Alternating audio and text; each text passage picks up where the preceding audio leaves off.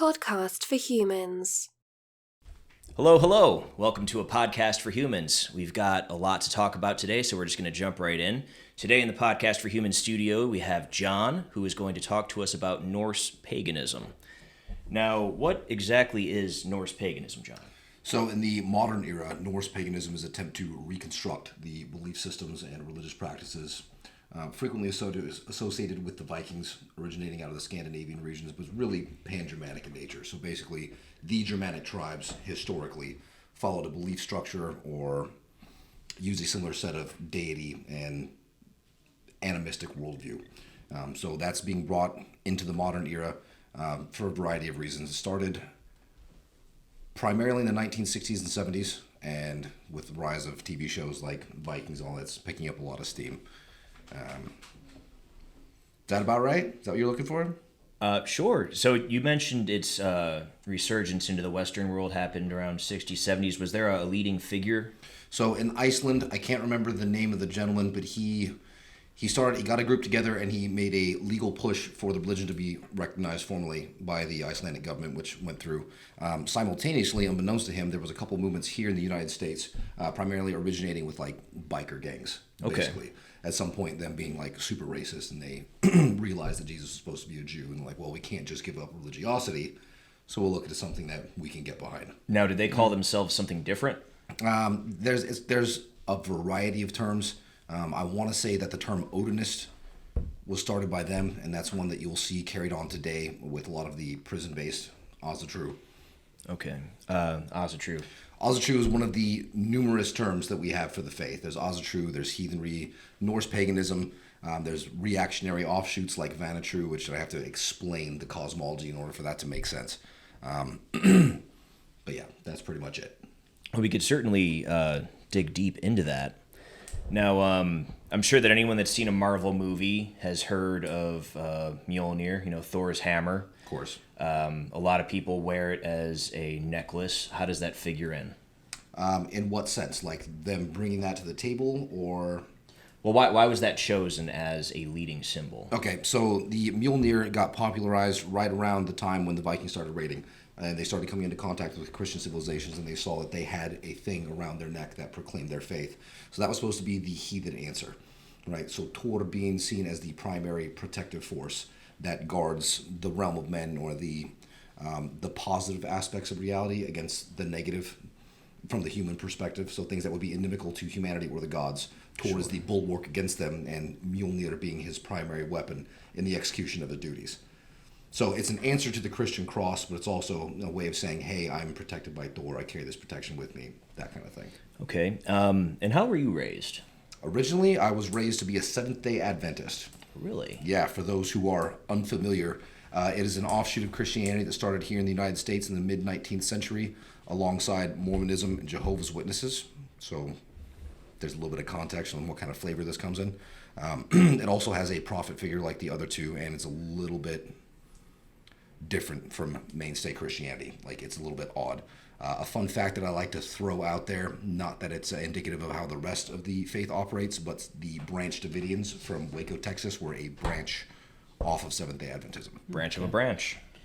What pushed you to start to study paganism and actually begin to practice that? Well, it started, so I was highly devout when I was young at the behest of my mother. I was raised by her, and my worldview was handed to me by her. As I got a little older, I started to see the holes in the philosophy and the flaws in her character, which made me incredibly cynical about anything religious at all. So, like, my knee-jerk reaction was to become just a hardline atheist. Like, absolutely not. I am tired of feeling like I'm going to hell because I wanted to listen to a Metallica record. Like, no, throwing it all away. Yeah. And, I dwelled in that space for a period of time. But eventually I started to search for meaning. Like, what is going on? What is out there? Why? So I started looking at various and sundry world religions, Buddhism, Hinduism. Like, to this day, I have a pretty good grasp on most of them, the philosophies that drive them, some of the paradigms. I grew interested in the occult specifically. So like Hermeticism and such, which is a highly intellectualized but deeply philosophical approach to spirituality. As above, so below. That's part of it. Speak the words and make it so. That is part of it. It caught my attention, and as I started to dig into that, I began to have interesting experiences. Like one of the hallmarks of paganism versus other theisms is its heavy emphasis on the experiential, right? So there's plenty of Christians that will go to church and feel the Spirit. You know what I mean? And you look at the Pentecost; they do all kinds of things in the throw of the Spirit. So paganism, that's not an exception. That is a rule.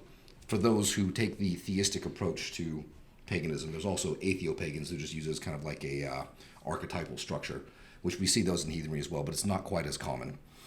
So I started to have interesting experiences as I delved into some of these subjects and like really wrapping my head around them. And it became clear to me at one point that the idea of a spiritual nature of reality is something that I accepted. Like my experience told me that this was true. Are you willing to share any of those experiences here? Not a whole lot. No, okay. No, not I the right understand. So from what you said before, it sounds like what began as rebellion developed into sincerity. No, I mean, you could make that argument. So the rebellion got me to push away the paradigm that had been foisted upon me. It was very, very restrictive, but it allowed me to open up my thinking. Like I really began to examine and question and dig. As I did so, I did find things that started to resonate, and then I started having experiences that kind of proved the validity of some of these things within my perspective. Now, from everything, when you were in your exploratory period, what about this? And you mentioned the word heathenry. I'd like you to talk about that as well. But what was it specifically about this that drew you in? Okay, so if we fast forward a few years, right? So I was into these various spiritual technologies. I was into philosophy, and that's why I liked occultism, because it was the convergence of things like philosophy and obviously theism, but also things like quantum mechanics, right? So, for example, the mystic cores of Christianity or Judaism, they say a lot of things that they don't require the same adherence to a rigid dogma, right? So if you look at, I can't remember the name, there was a Catholic bishop who actually calculated the days in the Bible and came to the conclusion that the earth was 6,000 years old based on that story. Yeah. And I mean, I'm sorry, but... He just picked all the years and added them up. Right. I mean, and that's, and there's quite I mean, from a biblical standpoint, that's about as, what's the word I'm looking for? Not exactly scientific, but what's the word for how you do science? This is going to annoy me. Anyway, sorry. Right. I mean, he worked it out to his great satisfaction. And in any case, like when you look at the empirical. Course, there we go. It was his approach to empiricism, yeah. and it fell a little bit short. And I think that's a large part of the things that hold back many faiths, but particularly the Abrahamics today, is this iron grip they have on a medieval understanding on what these things have to mean. God, spirituality, the supernatural, like they're stuck in this very, very medieval worldview of what these things have to mean, which is why it's so easy to dismiss them from an atheistic perspective. So I think we share in common a distaste for dogma. Where does heathenry diverge? Distinctly lacking dogma. So unlike the Abrahamic faith, so there is no codified word of God. There's no book that you can point to that outlines the rules. It's not a thing, right? The stories are meant to be allegorical. They always were, right? So does that preclude the possibility that there's some dude out there who thinks that there is a giant wolf in space that's going to eat the sun? No, I'm sure this guy is out there. I haven't run into him. I don't know any mythic literalists. Don't know how much I'd be hanging out with them if I did. But it's not a thing, and it's just really strictly not necessary. Now, is that how it all ends from the? It's one of the things. One of the things that occurs specifically in the Norse paradigm. There's Ragnarok, which most people have heard of. It was popularized as a Marvel film, and it is the end of all things. But once again, there's a lot of allegory that goes into it, and I say this, and this is my take on it, because there's a distinct lack of dogma. There's another heathen out there that's going to disagree with me vehemently. Now, in regards to Ragnarok, when you say the end of all things, does that apply to the pantheon as well, or does that sort of give way to a new... Okay. Well, okay. There is a caveat, right? It is the end of the status quo as it is now, and that includes the bulk of the pantheon. However, there is a clause where there's the potential for something to carry on, but some of that's debated.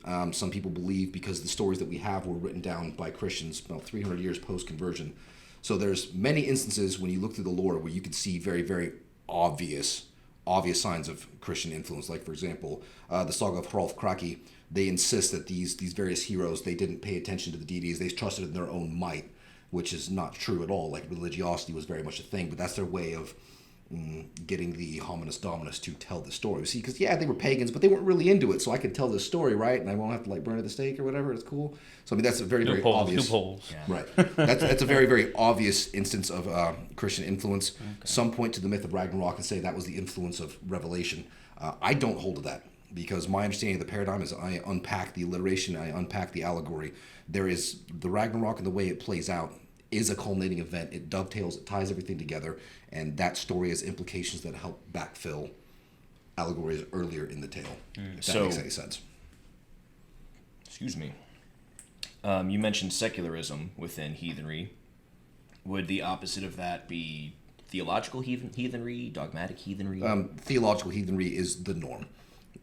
There are atheo-pagans who adopt the heathen approach, viewing the gods as archetypal or just simply for an appreciation of the culture and the culture's approach to the social question. And would you like to share on that scale roughly where you fall? 100%. And why? 100% on the theistic side. Okay. 100%. As I alluded to earlier, I've had some very, very interesting experiences starting in my teenage years. And part of what pulled me into heathenry, is another question you'd asked, is after so many years of just setting it all aside. Like I didn't have time for it. Something about the runes caught my attention because it was the system of organizing these metaphysical concepts. It reminded me of something that I had encountered previously, but it was specific to the Norse paradigm. And I got curious. I started to look at them. As I did so, and I was doing my research, one of the sources said that in order to fully understand the runes, you have to understand the Norse mythology. You have to understand the pantheon. There is no separating the two. So then I started to dig in, and as I did so, I figured, the best way to find this, if nothing else, there's going to be a Wiccan group that is like Norse oriented, right? So I want to look at what people are doing today, and I'm going to see how they integrate these stories and this perspective. And in doing so, I found out that not only is, a neo-pagan Norse approach to Wicca not the only thing, but it's definitely not the best thing. Like there are people who are doing their dead best to resurrect this faith as closely as possible. And of course, there's a massive spectrum in there. It plays out a lot of different ways, and it's the blessing and the curse of this faith, because there's a distinct lack of dogma. The rules that we state is, number one, no one can tell you how to heathen. Number two, you're doing it wrong. And then my favorite, number three, is someone's doing it better, or there is a better way. So, to finish up the question you'd asked, I had some very intense and interesting experiences when I was a teenager. When I came to heathenry, instead of being separated by years, these types of things were separated by days. It was very, very intense. The experiential portion was overwhelming. And it left me with only a handful of conclusions. Like, I like to think of myself as a cognitively functional, intelligent, non-deluded person. And the things that I was experiencing were so intense that I only had two options. This is real and there's something to it, or I am fucking crazy. Like, it wasn't subtle. It was enough to where I was inspired to speak to no less than 4 psychological professionals, one of them formally, in order to get my bearings and, make sure I wasn't nuts. The prognosis was good. They ruled out schizophrenia, schizoaffective disorder, various types of delusions. They're like, no, none of that really applies here, which doesn't necessarily validate my worldview as factual. However, there's no psychopathology driving it. That's great news. Yeah. I think so. Yeah. I think so. It definitely helps. Yeah. A little bit. I got to tell you, man, it's not a good place to be. Like, no? It is not a comfortable place to be when you're legitimately fearing for your sanity. Yeah. Well, I mean, how can anyone really say that's different? Christians talk about having religious visions all the time, and no one wants to put them in a hospital. Well, I mean, that's not always true. Not always. Not always true. Not always. But it's socially accepted, though. It's like, I was sitting on a park bench and the Lord came to me, or whatever. Well, within their circles, there's varying degrees of acceptance depending on what flavor of Christianity you subscribe to and the level of religiosity around the people around you. And also, like in the case of the Pentecost, I fully believe that some of those people that are undergoing those throes of ecstasy are legitimate, but I also know because it's a cultural norm, a lot of them are putting on airs. Oh, sure. So in a culture like that, is the thing happening? Sure, but like everyone's doing it, so no one's going to have a problem with it. If you popped off and had an ecstatic experience in the middle of a Methodist church, might not go the same way. That is true. It really just depends. Point taken. Yeah. Did you have any more questions, Aaron? Well, I had more of an observation, when I was studying Norse paganism, I was really interested in it. What I did like about it was its connection. It's like, puts people responsible for the earth. Now on the Judeo-Christian side, it's more man has dominion over the earth, while the pagan studies, more of the stories were you have a responsibility towards the earth. Right. And I did like that. It is a stark difference between those messages. It is. I mean, so to be fair, there's a question of interpretation when it came to the Judeo-Christian. Dominion could just mean you have the power to affect everything around you, which, I mean, that's playing out around us right now. Yeah. But it has classically been interpreted as dominion, as in dominance, as in it is up to you. And that is definitely a stark contrast from... I can own it. I can abuse it. I can do whatever I want with it. And you see this, like, during the conversion era, like, you see them go from starting to build, like, really, really nice temples and places of learning to just straight mud huts, farm, die, mud hut, farm, die. Yeah. It was a marked distinction for a period of a couple hundred years. There was no progress whatsoever because of that exact same. Nothing here matters, only what comes in the next life. And I have absolute dominion over the world around me, which, plays out with the things we see now in capitalism, which has a lot of latent Christianity. I suppose we have Protestantism to thank for that. I mean, that helped. The that Protestants. Yeah. I lost a thread. I started ranting about... Okay, so with regard to responsibility towards the earth, I mean, that's going to be emphasized to varying degrees, but what it really comes down to is an animistic worldview. All right? Now, what does that mean? So that is the supposition that you would typically hear from it in the context of Native American religions, where everything has a spirit, right? Some would argue a consciousness. I don't know how conscious a rock is, but it has an inherent existence. And if you accept the supposition like I do, that everything is essentially mental in nature, like reality itself is holographic. So it makes perfect sense to where any inanimate object does have a life. It has as much life as anything else. It's made of the same raw substance. It's just some of it's more animated than others. Okay. So the sense of responsibility is not necessarily like a shepherd caretaking thing, but it's more like be respectful. Like, yes, you need to chop down trees in order to make the things, but let's not be wasteful. Over the top, yeah. Right. Okay. Yeah. Makes sense. The last question I will ask, and then I'll just give you the floor, and you can speak at length about whatever you want. Dangerous fucking move, my guy. I like to live on the edge. Fucking A, let's do it. Okay. A young person approaches you. Let's call them not necessarily a young version of you, but not necessarily a young you, but a young version of you. Someone who is in the same circumstances and predicament that you were when you were young. And they say, hey, I heard about all this Thor stuff. What can you tell me? I want guidance. Well, the first thing I'd have to do is ask questions. Like, what is their worldview? What are their thoughts? Why? What are their tendencies? What are their habits? Right. So me personally, I'm a very mystically inclined person. Right. I tend to chase the philosophical thread. I want to know, is there a meaning? What is the meaning? If there is a meaning, how does that impact my life? Does it matter what I do or don't do? Like I ask these questions. And I find that most people don't. Even a lot of my fellow heathens, they don't ask a lot of these questions. Like, they don't chase the allegory behind these stories. They're just like, okay, yeah, that's a story. It doesn't completely make sense, but yeah, all right. So I would find out, like, is this person mystically inclined? Are they likely to chase those threads? Once I get a gauge of their personality and how they approach and what they're looking to get out of it, then I could tailor my recommendations based on that. Right? Because some people just want to live their lives. They just want to live their lives. They want to go to work, earn a living for their family, love their wife, and take care of their kids and leave something for them when they go. And some of those people are heathen, and they go through the various rites in order to have tradition, have a sense of community, have a sense of being in touch with things beyond them, but they don't necessarily attempt to touch the supernatural directly.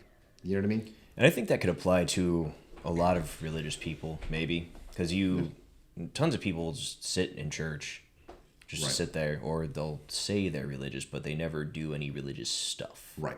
It's like, well, yeah, I believe in it, and that's as deep as it goes. Right. But they don't examine, and they don't feel the need to examine. Mm-hmm. And for some people, that's fine. I can't relate. Yeah. You know what I mean? So I would have to gauge this young person's mind and check their inclinations and then just tailor from there. All right. Any parting words? Not that you're going anywhere. Oh, okay. Okay. Just checking.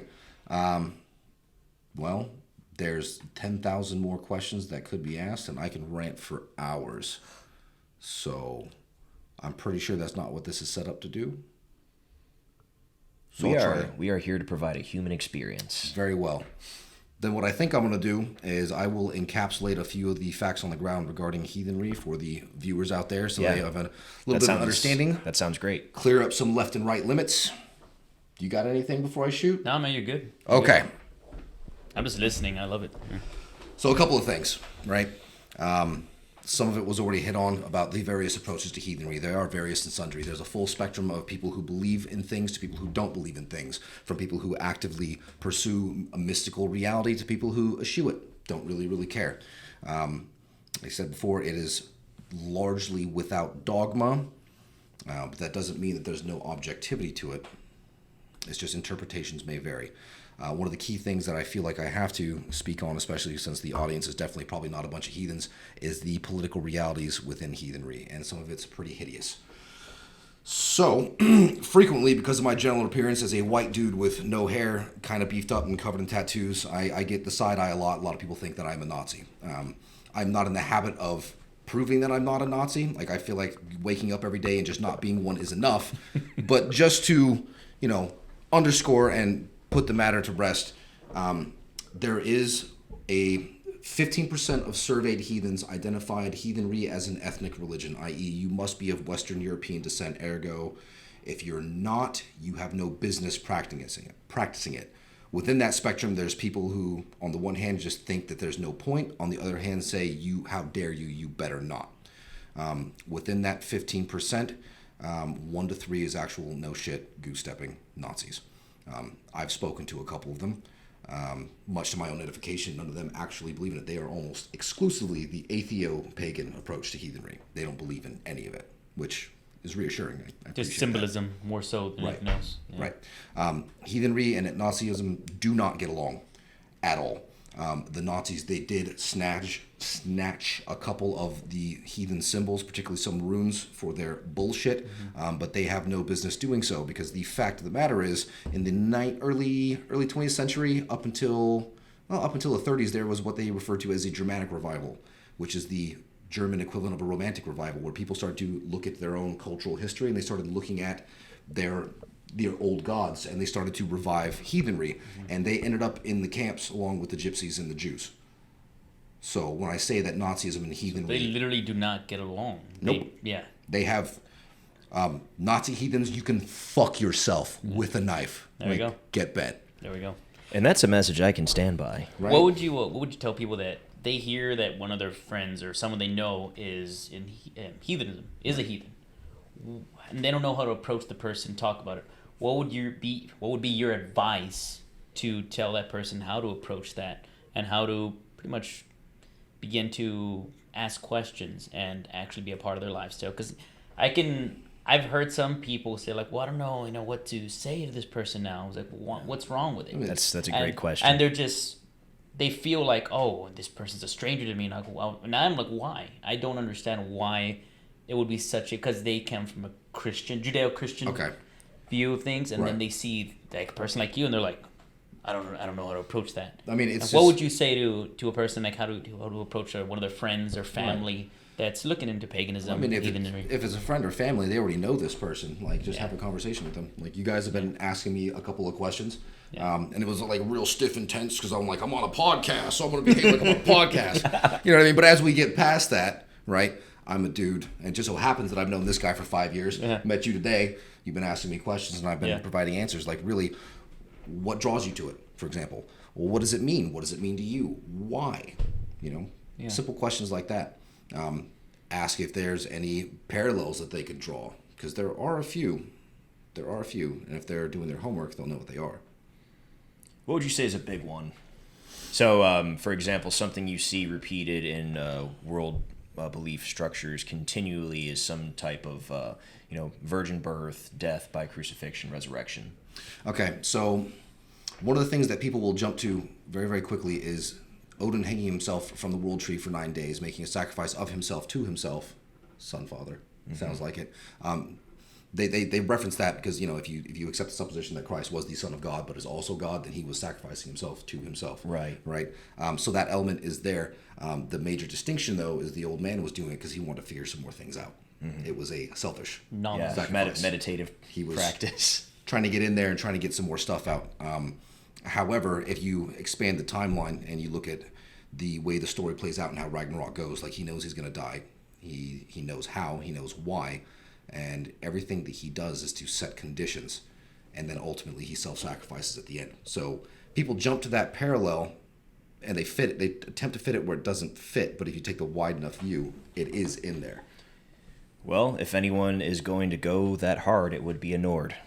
Fus Roda. There was one story that I don't remember the exact. Maybe you will remember. It's a legend that there is a character that went down to hell to get their brother out of hell.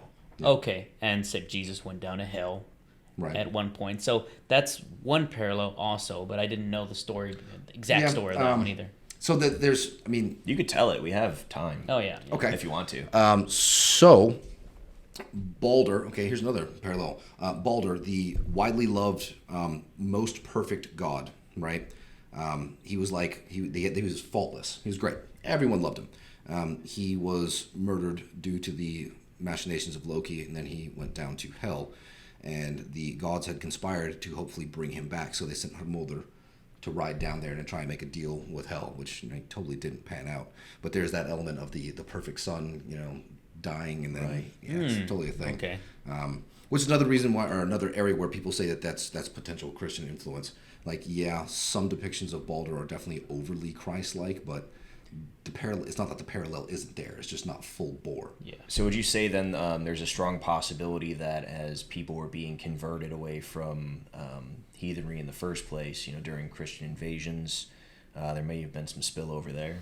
I don't think so. Is there a way to track this historically? Not really. Okay. I think the most likely scenario is as it was getting written down, it was altered to better fit the narrative in order to not have to get burned when they go to. So Snorri Sturluson, he's the one who wrote down the Prose Edda, and the reason behind that is because he was trying to preserve the specific Norse poetry form. Okay. In order to do that, you had to understand the mythology, right? So there were points when he definitely altered the way the mythology plays out to make it fit into a Christian paradigm, to make it a little bit more palatable so he wouldn't have to get lit up. Like, for example, describing Odin as the literal father of all the gods, which is not true. You look at the Poetic Edda, and that's not the case. But he framed it that way to make him look more like Yahweh. Sure. Yeah. The All-Father. Right. Yeah. So if anything, I would say it's at that point when it would have been tacked on in order to make it bend in. And that's a point of contention. Like, there's plenty of heathens that totally argue with me that don't buy Ragnarok at all, and I totally do. So, well, speaking of things that are being bent in, Scandinavian people are putting Copenhagen in their foreskin. I thought it was their butthole. They're docking it. it's only a matter of time. Yeah. It's only a matter Well, of time. then, anyways, yeah. Docking. Oh, man. Yeah. Nice. Tobacco in the foreskin. Yeah. So, like chewing tobacco, right? Yes. Like dip tobacco. Dip tobacco. Yeah. Yeah. I don't. Satisfying burn. No, it makes sense. Yeah. They want to be satisfied in that way with a burn. Now, I don't think anyone contends man. that it's bad for your mouth. That it's not bad for your mouth. But why would you want to expose your penis to that For the danger? pee-pee. Well, why does anyone jerk off with icy hot? Well, because it's amazing. Exactly. You answered your own There question. we go. Yeah, but like that's not going to give you dickhead cancer. As far as we know. As far as we know. I mean, we don't have the long-term data of people fucking spanking it with icy hot. Yeah. I'm not going to start that. I mean, experiment. I'll share my files if I have to. I mean, They're- vapor rub maybe. All right, they're give me a jar extensive. of Vicks, but icy hot that's too much. It's too much. Yeah, no, that's a weird story how there's just like a phenomena of people using chewed tobacco to. I thought it was shove up butthole. My mistake. It was shove in the foreskin of peepees. And I wonder, are they fucking with it? Are they having sex with it? I hope not. Because that just yeast sounds infection. like a That's an yeast infection. infection, That's an infection. begging Yeah. to happen. Yeah. So, Like, don't they have better stuff? all right. So the real problem is that all these people are uncircumcised, Okay, and like, hold up. this is exactly what they had in mind a couple thousand years ago when they laid down those commandments. All right, they looked forward to the future. They saw that dudes are going to put tobacco in their foreskins. We just got to start lopping off the foreskins. Stop putting shit in your foreskins, It's the only weirdos. It's the only way to maintain Stop purity. it. Yeah, I just keep, ever since I first read this story, I just kept coming back to, like, don't they have anything else at all? I'd like to think that these countries are a little bit more free with what they let their people do. I think Because I think we talked the other week about people were smoking bed bugs. Yeah, you can get high off bed bugs. Yeah. Really? Apparently, people have discovered this. Now, this is from a harm reduction standpoint, viewers. Podcast for Humans does not advocate the smoking of bed bugs or the use of any other illicit substance. Yeah, but Holland. Except for foreskin tobacco. Yeah, We're with that's it. yeah. Holland. I'm actually, doing it right now. They manufacture the most MDMA on the planet. So, Yeah. England, they actually use the most MDMA on the planet. So, Well, I've also heard that despite Holland's liberal drug laws, they have incredibly low rates of abuse. So it's almost like creating a black market around something creates an aura of Almost. rebellion around it and makes people want to do it more. Yeah. Speaking of black market sales, bizarre. there is another case in New Zealand. I believe. Let me see. What date was this? It was September 21st in Auckland, New Zealand. Some police officers caught some supposed gang members with about 10 buckets of KFC and 10 tubs of coleslaw. Now, I think that's messed up. You catch somebody with chicken, you automatically call them a gang member. That's fucked up. Yeah, they called them gang members and said they were smuggling KFC chicken into Auckland because of the lockdown. Yeah. There's a current. Like in their foreskin? Oh yeah, just stuff it in their Or foreskin. was that just for tobacco? That was just for tobacco. But yeah, they caught him in a vehicle full of chicken and coleslaw, and it was like a big bust for Auckland. Illegal chicken Now, smuggling. see, New Zealand's crime rate is very low. Why they need police, I'm not sure. Yeah, But, didn't they lose a war to birds? No, that was Australia. That was The Australia. Emu Wars. Okay. Yeah. They did lose also. But, Well, then I guess the jury's yeah. still out if the Wallabies are better than the All Blacks. That's their rugby team, if you didn't know. But yeah, they have an issue right now with people trying to smuggle things into towns because of a lockdown. I think they had one case or two cases, and now they just locked everyone down. The problem with lockdowns, people want basic things Stuff, food. like Right. like fried chicken, and now it is a black market commodity over there apparently. So essentially what they've done is they've created a whole slew of, well, maybe not quite laws, but either way, they've generated an entire new class of criminals Yes. to prosecute Yep. over Food. chicken. Yeah, chicken. But this is the level we're at where we're gonna start arresting people and having them do time and destroy lives and communities because people can't stop buying fucking chicken. Yeah. Well, KFC. it's anything that is disallowed by law will inherently create a black market. If Humans people want figure it. out ways. They will figure it out one way or the other. It can be the dumbest thing. And if you create a black market, you create a criminal. Yep. Right. You're creating criminals out of thin air. And the bottom line is people are going to do what they want to do. Regardless, there have been studies that punishment doesn't stop anything. Like there's a reason why China has they rule with an iron fist. Yet the triads, huge organization, huge, and they commit they do a lot of bad shit. And yet China, with their prisons that are just awful, they still take the chances and they will still do the crimes because punishment doesn't really scare people. Well, when I in was the end. studying criminology, the prevailing theory at the time was that though punishments exist, people will weigh the punishment against the pleasure principle. And in the case of every criminal that's ever been indicted, the pleasure principle won in that case. Well, not Yeah. that, but you have to get caught before it's even a problem. Sure. Yeah. So again, it's the ego of believing that you've committed the perfect crime and won't be caught plays into it. If And in getting fact away that with was- it also, that is a pleasure, as well as the payoff of whatever you're doing. And maybe you can write really cool letters made out of things you clipped out of newspapers, and you have a sweet name, like Yeah. the pantomime killer, maybe.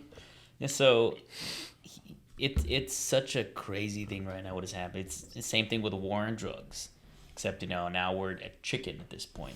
Now, So the question then becomes, all right, what's more ludicrous, right? Them generating new criminals through a slew of, frankly, bullshit laws to control something that they really, really can't, right? Or the fact that people can't get over their basic addictions to silly shit long enough to avoid, potential legal repercussions. Well, I mean, I think the larger implication there is, why are people being separated from these things in the first place? I mean, they shouldn't be. They should have full liberty to pursue. Absolutely. If they want to go to a store and buy something, they should absolutely be allowed to do that. The lockdowns in New Zealand, and especially in Australia, are Orwellian in scope. And that is why now their construction workers are rioting in the streets. So France had they had a bad week. Yeah, France had their vest protest, and now Australia is doing the same thing. So I think France did the yellow vest protest through like 2020, and now the same thing is happening in Australia. They have an orange vest vaccine protest. mandates? Just the lockdowns, all of it. Yeah, pretty tired of it. Australia's had a pretty fucking rough week apparently. So still, I mean, You have the police retreating from the rioters. Yeah. And honestly, that's what I would do too. Yeah. And they're just angry at the fact that you're telling them they're cutting their freedoms and saying that's too bad. Well, people get tired of that after a while. It's pretty obvious what's going to happen. It's almost like we adopted all these Lockean ideals about self-determination and sovereignty for a reason. Yeah. And suddenly people are angry that they don't have freedoms. Yeah. Oh, Well, I mean, if you think back to the lockdowns here in the States, like March timeframe last year, right? What were the things that were essential that were kept open, right? Well, food, grocery stores, right? And then fast food locations. Similar vein, but the thing that always struck me as very patently, obviously absurd was liquor stores. Yeah. Right? Because they wanted to make sure that people had a method by which they may stay pacified. Well, Stalin, he would make sure every citizen in Russia had vodka, to the point where when you open a bottle, you can't close it anymore. Yeah. You got to drink it. Because it was understood that once a bottle was open, it would be finished that day. So everybody in the family has a bottle a day. Trashed. You keep them fucked up, keep them drunk. Yeah, those days. I mean, not are they less inclined to move, but they're more inclined to accept their circumstances. Because I'm okay right now. Yeah. I'm okay. I'm drunk. I'm happy. Before they changed a couple laws relating to that, Russia was stone drunk for 400 years straight. That's insane. I shit you not. Some things never change.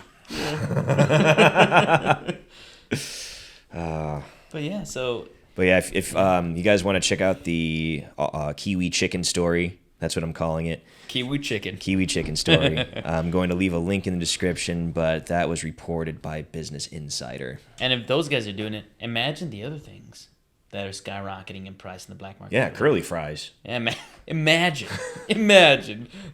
they found those guys also with $100,000 in cash.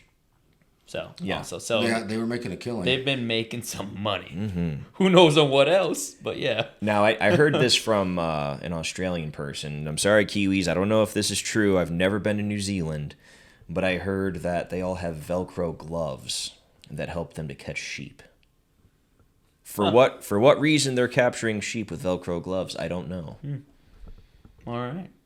It's like when you're born, they just custom make Velcro gloves. Whenever you grow up, you can have them. The joke is that Kiwis fuck sheep. Oh, That's okay. yeah. I was wondering. I was like, was that a joke? Yeah. It sounds I'm like, I can see that. Maybe New Zealand's pretty small. I worked with an Australian guy and a New Zealand guy at the same time, and it Talking was shit to each other. the best work experience I've ever had in my life. All they would do is constantly trash each other over rugby and Kiwis and their Velcro gloves. Makes sense. No, it's the All Blacks, you cunt. No, it's the... and ironically, to the rest of us, they're the same people. Yeah. Same shit. It's... Australia and New Zealand really seems like North versus South, Southern United States. Yeah, that was what I go for. Yeah, New Zealand gets like the rap for being more rural And sheep fucking. yeah. Makes sense. Anyway. iPhone's new depression detection app. Oh yeah, yeah. So they want to develop features to be able to tell whether you're depressed, whether you have cognitive problems, and they're gonna start spying on us slowly through texting, through watching our health stats, through watching how the camera sees us, and that is I think it's a fucking problem. Wait a minute. Is it going to be for our own good, though? Yeah, for your own good. Yeah, oh, okay. Then yeah, I'm on board. Your own good. I want this. It's for to help with the mental health crisis in America. Now, is there an globally. Android port for this app? I don't believe so. It's an Apple specific one. All right, I got to get an iPhone then. Yeah, Apple's just they're looking out for you. Yeah. For your own good. For the greater good. The first thing that popped in my head when you started talking about this thing's going to be checking for mental health metrics. I mean, normally that's done by the people around you. Yeah. But as our society, through, in large part, our connection to our devices and social media becomes more and more isolated, there's not going to be any people around you. So, of course, we need that. During isolation, it's perfect. It's all inclusive, man. You can Just start watching lean people in into their it. homes. Just stare into the camera, smile. Well, your friend will just be your phone. There's no need to gather with other people. Have y'all seen the news Blade Runner? Yeah, 2049. That test when they have him in front. The Turing test? Yeah, Turing just test, like, yeah. just cells within cells within cells, yeah, interlinked. Look into the camera. Just go along with it. All right, we'll see if this person's losing their mind. Then we'll send somebody over to help them. Yeah, permanently. Right. So by what metric did they determine, and also what is a mental health red flag? They're not exact. They're very the software is vague still about it. being developed. Yeah, right? softwares, and when they release it, I doubt they're gonna tell us exactly. They're just gonna say cognitive, drops with your health.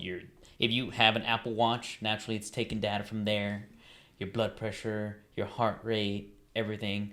It's keep track of everything from your activity, where you go, how far you go, when you leave the house, how often you look at your phone. Every Now, mark my words, when this thing drops, it's going to be given with a social aspect where people are going to be given the opportunity to compare their rates of whatever to other people's rates of whatever, and they're going to sign up for it. Now. They're going to want it. Yeah, it's competition. They're going to want it because they're going to want to be a part of something, and it's probably going to have some pleasant-looking leaf as the icon. It's Apple Health, Happle. Apple.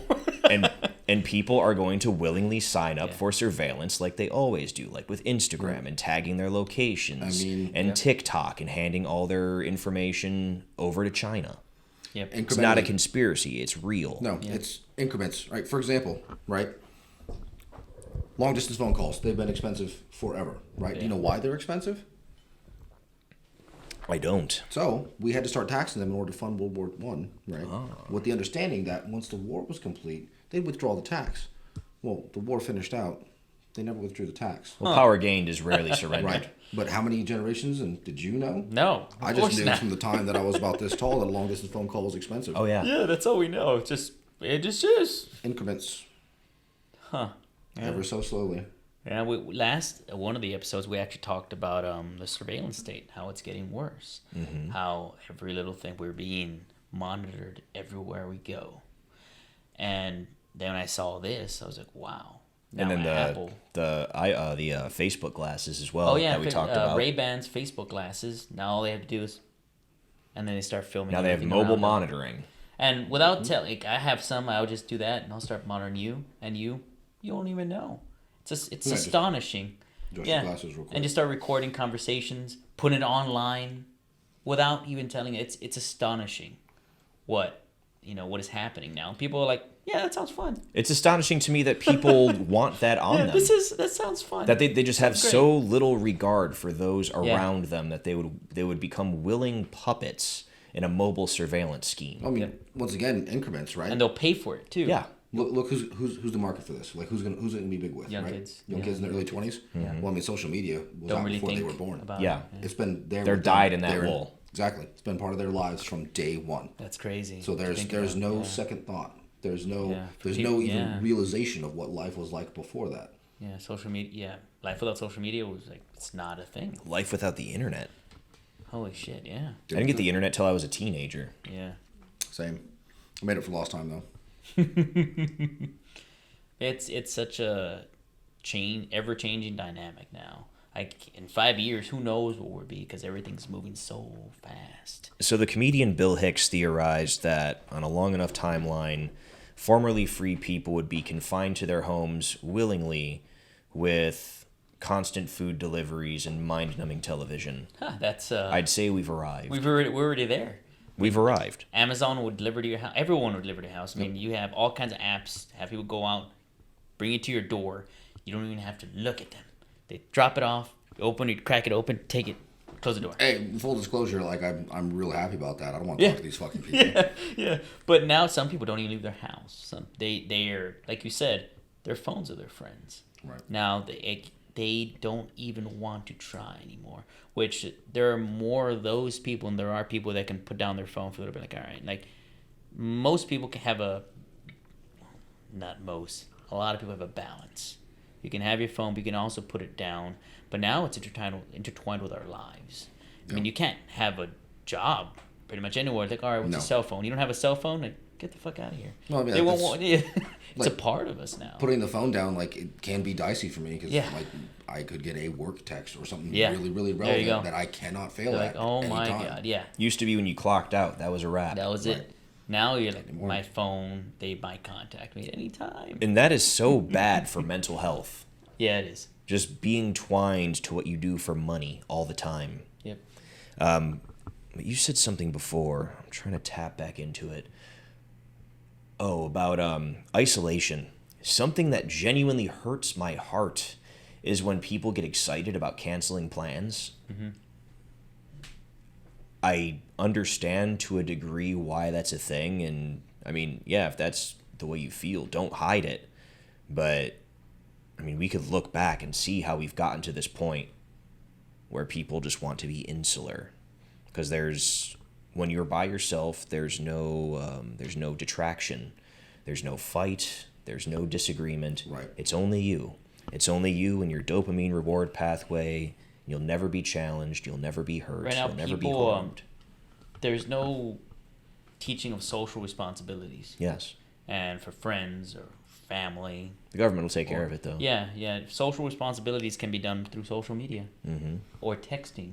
Well, that's what we're rapidly going to is a surrogate replacement for all the things that you There require, we go. That's very well said, yeah. Like, for example, like we are social creatures in the extreme. We have to be. That's Right. just the way we survived. Our psychology, our survival, like everything is tied into us being social creatures. And that's kind of being usurped. Like they found the pathway to hit the dopamine receptor by social media. It feels like the dopamine hit you would get from being around people. The coders of Facebook have quit and admitted Yeah. they did this on purpose and they don't like it because they created a monster. What was that movie called? The Social Dilemma. Yeah. If you guys haven't seen The Social Dilemma, we're going to leave a link to the description for that as well. They've admitted Definitely check it out. to creating something that pulls you in and doesn't let go. And for young kids that don't know life without this, Plus, they don't realize what's being hardens. done to them. No, they don't. They have no defense. And we do because we grew up without it, so we can imagine, I can survive without this. Plus, we're contrarian assholes. Yeah, so. we try to push away from certain things. The next generation has no chance. They really don't. Or very minimal chance of getting away from this. I have a Having great deal balance. of fear and trepidation about that. Yeah. Just knowing there's going to be this entire mass of people that are so strongly devoid of critical thinking faculties, and they all have 3-second attention spans. Yeah. And those are going to be the most easily led people in history. Like Catholic Church, Middle Ages, forget about it. Yeah. Welcome to the algorithm. And then also, just going back to the COVID lockdown, when they shut down gyms. Now, we already have a minimal participation in physical well-being. Mm-hmm. Imagine shutting down gyms for another year or so. What that would do to the psyche of America? Because there are a lot of kids that don't even go outside. Well, I mean, what's worse for you, COVID or heart disease? Oh, heart disease. Number Yeah. one killer in America. Yeah. I mean, Number frankly, one. the COVID won't get you if you don't have the heart disease. Throwing that out there. Yep. Yeah, number one killer, heart disease, and it'll take you out quick. People don't think about it because it happens so fast every day. God, you've got a good snap. Yeah. It's very crisp. It's very crisp. Yeah, mine's not as good. It's mushy. But even for EMT work, a lot of cases, heart problems, obese people.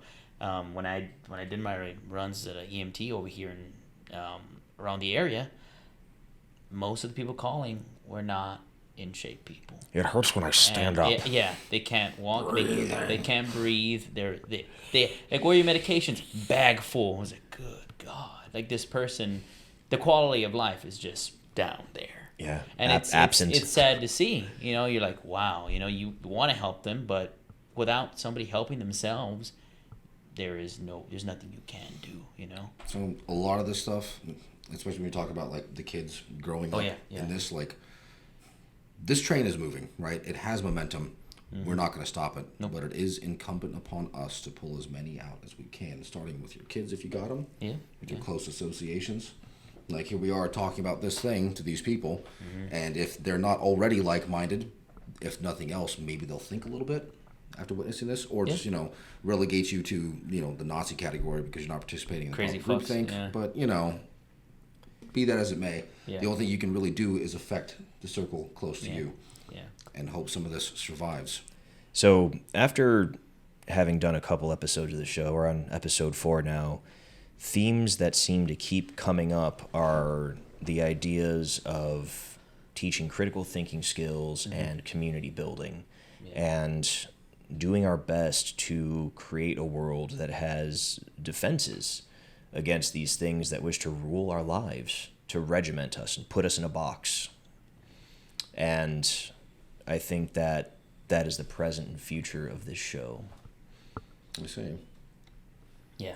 What say you, Aaron? Yeah, I do like that concept because, I mean, we would try, because with more social media, there is less community. It's a fake community. Yes. Speaking of social media, there was a recent case, the Gabby Petito case. Do you know about that? Heard about it. Yes. Yeah. And I found out she was a travel blogger. Now, how many followers did she have? Well, followers, I think she had close to, I think, 1 million. Yeah. Now, viewers on social media went to 1 billion. Because of all this? Because she disappeared. 1 billion humans searched for her and started to look. That is astronomical. That is a large portion of the planet that began to search for her because of a social media presence. That's how many people are involved with this. Now, the only reason why they found her is because the online, the investigators, the snoops, went online. They're the murder mystery people. Right. They constantly go on. They helped find her. There So a was bunch of housewives with red wine. Yeah, basically, yeah. And The victim was found with their body cavity stuffed full of toddler carcasses. I saw an actual Toddler carcass stuff? That's terrible. a message saying, with all due respect, I can't wait for this to be a Netflix special. It's That's going to be. literally what they said. It's going to be. With It's all going to be. due respect. It is I'm like, inevitable. what? Like, So are she you can serious? crack a bottle of red wine and watch it with her friends. watch Yeah. it with her friends. Like, are you fucking kidding me here? That's what this has become. I can't wait to just sit down and watch somebody's demise. Yeah, in that's a documentary. So I've fuck? always found it kind of strange, but now it just hit home in a new way. Why is one of the chief hobbies of American women watching other American women die? Die. Horrible deaths, by Yeah. the way. Or You're like, wow, this or, is great. Or they were never found. What the fuck, bro? I mean, what is going on here? But That's certainly something I'd like to see some yeah, numbers and on. and there are people that are like the memes. I'm sure you all have seen the memes of like oh, I love murder mysteries. Like when you tell people you love murder mysteries, and a lot of women do. A lot of people do in general, but the demographic is mostly women. For some reason, I can't tell you why. It's just the way it is.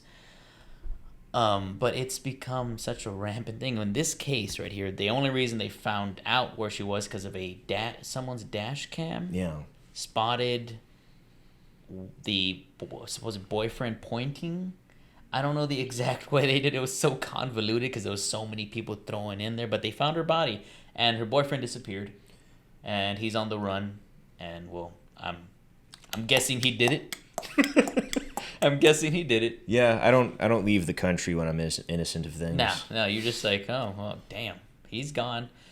And who could have guessed that? But also, you point out something really interesting, how social media is pretty fake, because she put on this, she had a personality online, and then now she's dead, murdered, rather. Yeah, I mean, a traveling couple seemed very happy in their posts, but something was boiling beneath the surface that led to her ultimate demise off a cliff. And they had, police altercations and reports of them talking, saying, hey, they have problems, that she was crying. It got to a point where I guess he got tired of her, and he decided. And he was a very meek guy. Yeah, from all accounts. He looked pretty bitch made. Something happened, and he murdered her. So something that I read in the story is that at least one of their altercations began because her obsessive compulsive disorder led her to be violent toward him. Oh shit! One thing was about he got in their vehicle with dirt on his shoes. And that began one of the altercations that the police arrived to. Okay. In which she was determined to be the aggressor. So, no one deserves to be murdered most of the time. Most of the time, yeah. And even then, it's not murder. But, this like case... ISIS, for example. Yeah. But, yeah. This case, they definitely... Well, who knows? He just kept taking it until he snapped. Well, maybe he snapped. And he said, "You know what? Fuck it."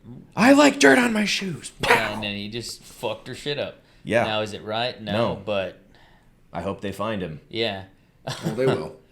Social media will make sure of it. Oh yeah. And they're going to turn his jail sentence into a show, probably. Oh yeah. Oh, I didn't realize there's 1 billion people now searching for this asshole. Yeah. That's a little. Oh, so if they found Shia LaBeouf's flag, they're definitely gonna find his ass. They're gonna find this dude. They're gonna be like, wait, what are the three Charles de Gaulle, France airport? Okay, Reddit. Yeah, We're counting on you. Yeah. We're counting on the autists of Reddit to find this guy. And 4chan. Yes, 4chan. He's fucked. There is no way he can get away with this shit. There was the Russian guy they tracked down because he killed a cat. Yeah, that's pretty intense. Yeah. Which I'm glad they did so. He killed a cat, and then he actually murdered some guy. Yeah, he killed a real person. He murdered him on camera, and then he said, "Oh, his boyfriend made him do it," but he made up this intricate character that wasn't even real. It was just such a crazy ass story. He went on the run, and the internet was going after him. I mean, what do you expect from a cat murderer, though? I mean, really? Yeah. This dude was crazy. I mean, it was such a convoluted. Was it? I Don't Fuck with Cats. That's the Netflix special. Yeah. Again, the Netflix special about Gabby Petito is coming. Yeah, it's coming. But it's such a weird culture now. We look forward to these. I saw the Robert Durst story. I'm not sure if you know who that is. Is that Fred Durst's little brother? Yeah. Yeah. Does he have a blue hat? Is it like a Bloods and Crips kind of thing? Well, yeah, there was this multi-millionaire New York family that owned buildings. He made his wife disappear, and throughout the years, he started his friends would die, and then other people would just die around him, and he got away with. This guy sounds like bad luck. He chopped up his neighbor, and he said, he got off on a self-defense charge. He killed his neighbor. He chopped him up. They found him on the beach, and he's like, "Oh yeah, I was self-defense." It's amazing what signing big checks will do for you. It was in Galveston, Texas, and they found him not guilty. They said he was a very confused man, and I feel bad for the guy. Oh boy! To this day, the jurors are like, "I feel bad for the guy." He chopped up his neighbor very intricately. His head, his torso. It was like a very neat cut. I mean, that's what I do. If someone accosts me, I immediately surgically dismember them and dump their body in a storm drain. They can never find his head either. Never found the dude's head. I mean, that's an interesting thing about our legal system, and I'm glad that that exists. Yeah. That it doesn't matter how glaring the evidence is. Someone can find you not guilty. You know what? This guy, he finally went to jail. You know why? Tax evasion. He wanted to make a Netflix documentary about himself. And because the directors went to him Full circle. Yeah. Yeah. OJ. The directors went to him. He's like, "Do you want to do it?" And he's like, "Yeah, why not?" He's this crazy old dude. So And anyway, he here's just started, how I killed the guy. But he started saying a little too much. You know how their egos just inflate. Yeah. And then he was like, And he was like, "I can't say anymore." Then his lawyers would be like, "Shut the fuck up." So do you remember when we talked about BTK? Yeah. Dennis Rader got away with it for like 30 years. And then finally he wanted to get back in the game and start poking at the media, Zodiac Killer style. And he had this floppy disk that came from church work. And he's like, "Hey, I want to send you guys some stuff, but it's on a floppy disk. You guys can't crack this, right?" And the cops were like, "No, man. we don't know. We're too stupid." He's like, "Okay, just checking." Making sure, guys. They caught him like 3 days later. Are you serious? Yeah, that's how the BTK killer got caught. Fucking hilarious. Because he was a stupid egotist. Yeah, that's usually how they end up. Just like their egos get the best of them. He could have got off scot-free forever. Like, he was that good. He was that elusive.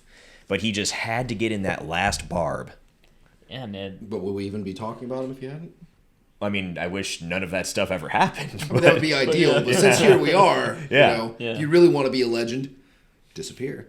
Zodiac Killer. And there's also the possibility that he was just ready to be caught. So who knows? Yeah, fuck it. But yeah, no, these it's become part of our culture now. American culture, serial killers. Well, wasn't it the 80s and 90s the serial killer phenomenon?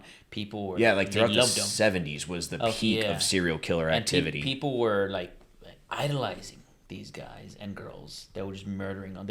They were turning them into like superstars. Yeah, I mean, instead of demonizing them, like vilifying them, they were like, "No, these are pretty cool people." Like, why? I mean, we romanticize the shit. That's a better one. And then people see how they're treated in the media. It's like, wow, I could be lionized and legendary forever. This is our romanticization. Yeah, all I got to do is bash in some co-eds. Yeah, throw somebody off a cliff. Yeah, this guy killed one girl. This guy, he's gonna be a legend on Netflix. I'm not worth shit else. Yeah. So this is how I'm gonna make my fame. It's wacky. And then this is a part of this whole phenomenon, and I don't know how to fix it, but it's very strange how this is happening, how it's picking up more and more steam. I mean, we can vote with our eyes and we can vote with our dollars. Yeah. Whatever we watch and pay for is what they're gonna keep on making. They're gonna keep feeding it to us. So, as always, spoon feed. If it bleeds, it leads. Yep. Somebody recently accosted you on social media. Oh no, I've had 87 people. Oh, 87 people. Okay. I don't know. It's a lot. You want to talk about that? It was mainly because there was a woman that was attacked in England. Her name was Sabina Nisa, London, England, September 17th. At 8:30 p.m., she was walking to the pub. She was walking through a dark park, and she never made it home.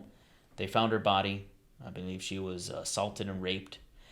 And people started posting, these are like, men need to be held accountable.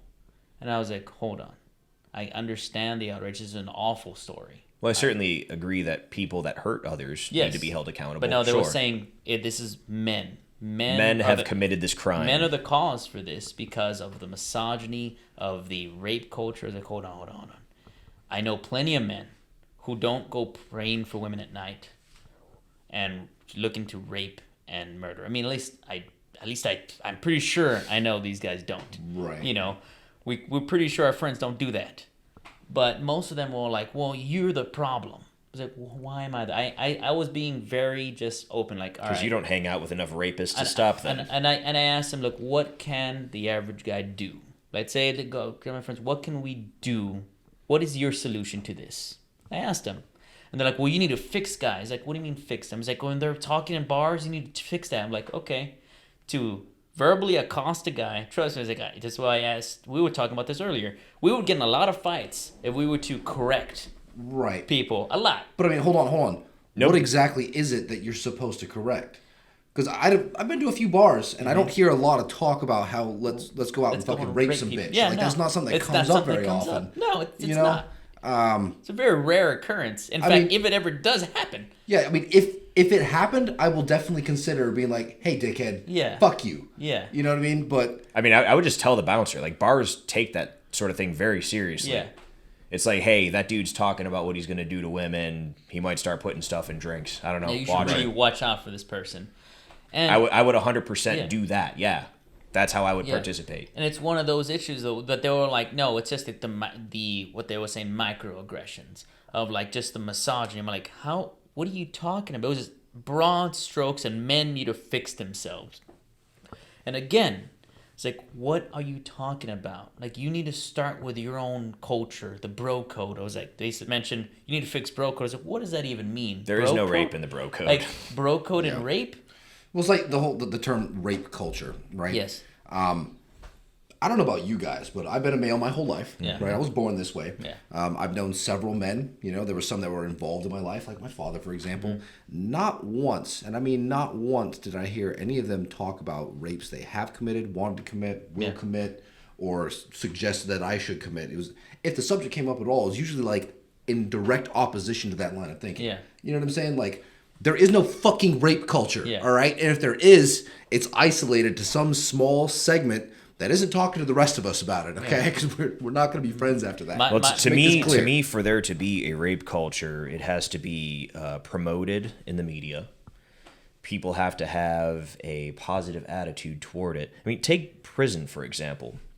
The only people, the people that are stepped down, or I'll say it like this, the only people that get it worse in prison than rapists are pedophiles. Basically, yeah. They are not respected in prison. Yeah. And people single them out for abuse and assault. Yeah.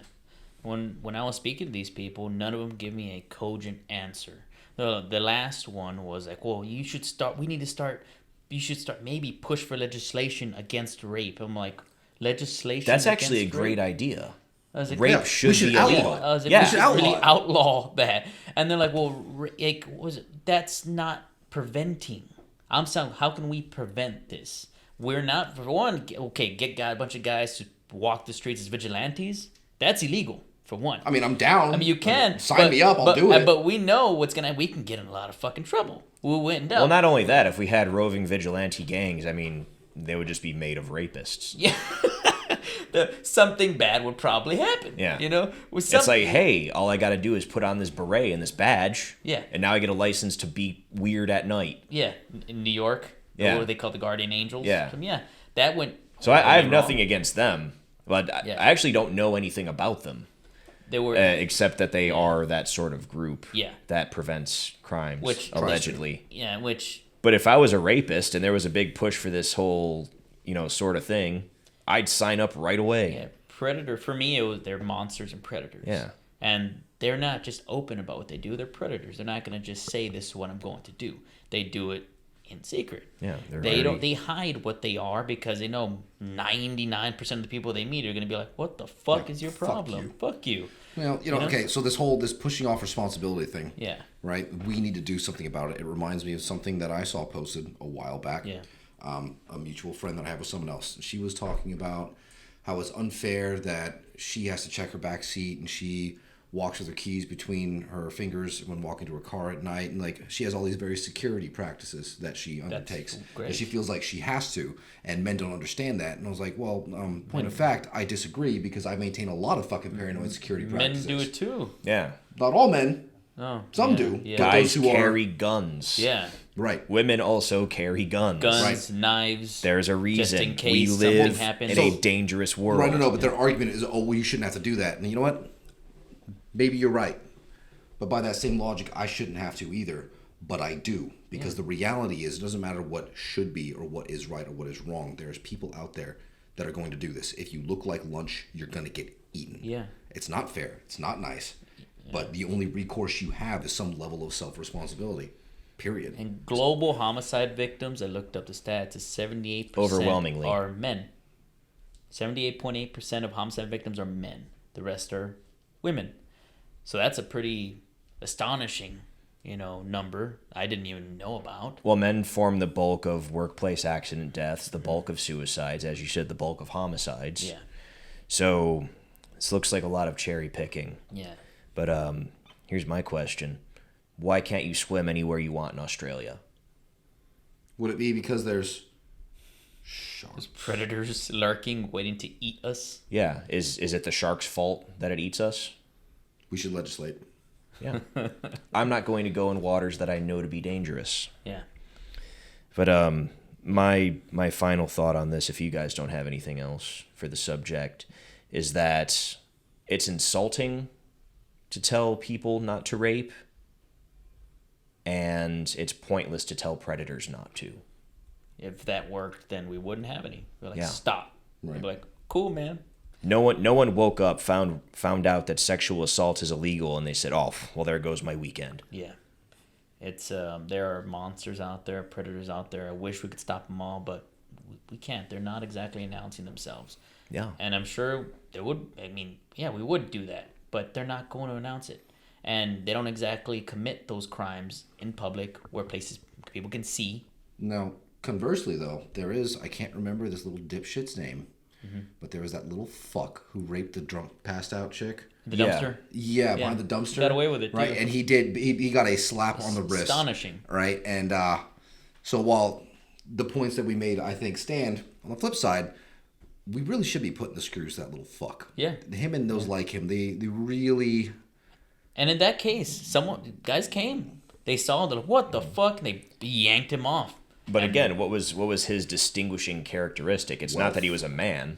Wealth. He was rich as hell. He could get away with it. Some would argue it's because he was white, but I really think it was the money. Green is really a nice think color. funny. Green's a nice color. It gets you a lot of I mean, didn't things. Kobe Bryant pay off someone? Yeah, green's a nice color. It gets you a lot of things, including getting away with a bunch of And crimes. the shit that his dad said, like, "Oh, throw his whole life away for 20 minutes of action." Bro. Yeah. You know what? Jeez. While we clap astonishing. him up, we'll throw you in the mix too. So Yeah. I mean, you know what? That might be the argument for rape culture. Maybe that's where they're sourcing this. Yes. Because that fucking that Those little shit heel and his dad. few shitheads. And I could see that argument, but again, I really think that it is a class thing. At that point, yeah. And there were even women placing like, oh, all men should be in charge of the security of women. I'm like, hold on. Like, I mean, I've been in situations where I was working security at also mentioned at a Target. Silly place to get right into this situation. And we were just watching the camera. Some dude and his wife were arguing. And he was a big dude, like 6-something, huge dude. And she was a tiny girl. She hit him and he slammed her against the freezer. He almost hurt her. And we came like, hey, you can't be doing that.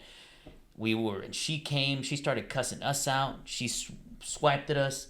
And he got upset, picked her up, and choke slammed her on the tile. She couldn't walk. She ended up being paralyzed. We had to restrain him, put him in cuffs, and take him to the back because clearly he almost murdered this girl. And she's in a wheelchair. We found out later. Cops arrested him, but we tried to intervene with that. We were attacked by both of them, essentially. Right. I was like, what? And that was our job. So we cannot tell all men to be like, oh, you got to be ready for. No, you can't do that. Now, if you do, I've seen also guys get involved with, hey, don't touch that girl. Dude gets up, stabs him with something. Right. Breaks a bottle over his head. Now you're in an altercation, both of you in jail or in the hospital. And then what? You got to think of every move you make because it can end up with someone dying, hospital, or jail. Right. And then you're like, fuck, I'm in a mess, aren't I? Dude, I mean, all it takes is a little folding knife. Someone That's slashed it. you across your bicep. Your arm's never Done. working right again. Done. Never. Such an insane concept. And yeah, you're done. But they're not thinking of that. They're just thinking of, whoa, this has to happen. Like, do you realize what you're asking for? And I'm not sure they realize what they're asking for. They're critical thinking. Yeah. Right. They're not. Well, thinking of all that. it's dogma, just like so many other things that have become politicized in our current day and age. This whole thing about rape culture and patriarchy has become another dogma. Yeah. And if you diverge from the party line, you are excommunicado. Yeah. I mean, this has happened to so many feminists. Yeah. Where they say, well, yeah, I hear that, but maybe also this. And they're like, nope, never come back. You're done. Right. You're done. But yeah, no, that's It's just another way that we are divided and divide ourselves. It's this constant adherence to a binary, like in any situation, right? It's this: you must be A or B. There is no nuance. There's no room for it. It won't be tolerated, and there's definitely not a third option. Yeah. like the binary paradigm it's soaked our culture from top to bottom, no matter. And it keeps us separated. It keeps us angry, Right. and it keeps us buying shit. If we are divided by race, class, culture, age, sex, gender, religion, we battle each other along all these fault lines, never realizing that the one binary that matters is between those who are powerful and those who are not. Yep. Those who are powerful will wield wealth to their advantage, and those who are not powerful will take the brunt of that. Yeah. And then there was an issue down in Texas, the border issue of, I think there was about 15,000 Haitians, or some, maybe I got the number wrong. A lot of Haitians. A tremendous amount. In Del Rio, Texas. Yeah, there was 15,000 altogether. Okay. I think close to 10,000 were Haitian. Yeah. September 19th, Border Patrol sent mounted units on horses to get them, and it looked like they were whipping them. I saw the video. I don't think they were whipping them. They were holding the reins. They were for the horses, but they were charging at them, which was not exactly the greatest thing to do, especially with women and children. But also, what they didn't say is the Mexican side pushed them to the border. Yeah, and why is the Mexican government not being held accountable for this human rights crisis? Well, no one's actually talking about that. Because I blame them. No one's talking about the issue of them pushing them towards the border also. There's 10,000 Haitians living under a bridge. Yeah. They're walking around in sewage, essentially. They have nothing. At least ankle-deep water. Women are giving birth into this sewage mess. Yeah. I think 2 women already have given birth in this scenario. It's an awful situation. Then we saw the Border Patrol agents. It was clear abuse of power. I mean, there's to do your job, and then there's bullying people, and because I've seen Border Patrol agents do their job. I mean, they help people across, they apprehend them, and they give them some dignity and respect. These guys did the complete opposite. They charged at women and children. They dropped people in the water. They were yelling at people. I didn't see anybody getting whipped, because I know they're not for whip. They were for the horses. They were reins. Yeah, they were reins. That's what they are. They're not whips. Now, it was a symbolism. People were triggered, but also it was the way they did it. Now, the border, they had to do something. It's the way they did it. I can see why people got mad. The way they charged the women and children with horses and body armor, I get that. Now, I don't know what to do with that situation, but it's not a good situation to keep people in. To keep people there for the next 3 months would be atrocious. I think they would start dying of disease. Bad things would start happening. All kinds of things would start happening there, and it's not good. Now, then we have the other, one side dehumanizing these people. Now, when you dehumanize people, you can pretty much allow anything to happen to people. And there has to be a balance. Now, that balance is hard. It is, because I saw one people, these people have diseases. You don't know if they're good or not. You don't know if they have good intentions. Like, yeah. They certainly haven't been vaccinated for COVID. Yeah, they have. That's there we Haiti go. has a 3% vaccination rate. So in general, if we're really super excited about COVID, then what are we doing here? It sounds like we're talking out of both sides of our mouth. Right, but then we've got the binary that already holds to this particular perspective where we have to take everyone in, but it's also the same side that's pushing really, really hard for the vaccination. Yeah, more or less. So cognitive dissonance. Yeah. There is if you want to pick a side, you're just stuck. You're just stuck there, and there's just an argument that ensues. Now, I think you can care about people without saying I'm on a side. It's not that hard. We can all care about people in a way, but also the Border Patrol had to do something. They did. They had to do something. Right. The way they did it didn't go the best. I mean, for all we know, that could be an outgrowth just of the overwhelming nature of the situation that they're dealing with. Like 15,000 humans. They're at the end of their ropes. So like literally corral them. Right. It's like bigger than the population of Bonnaroo. Yeah, it was pretty. There's a lot of fucking people. So yeah, it's a messy situation. I'm by no means have no idea how to fix it. What I can tell you is that a country with porous or no borders cannot remain a country for much longer. No, they can't. Yeah. So I am curious as to what the ultimate goal is here. What do you believe? Well, people with power like to maintain power. Mm-hmm.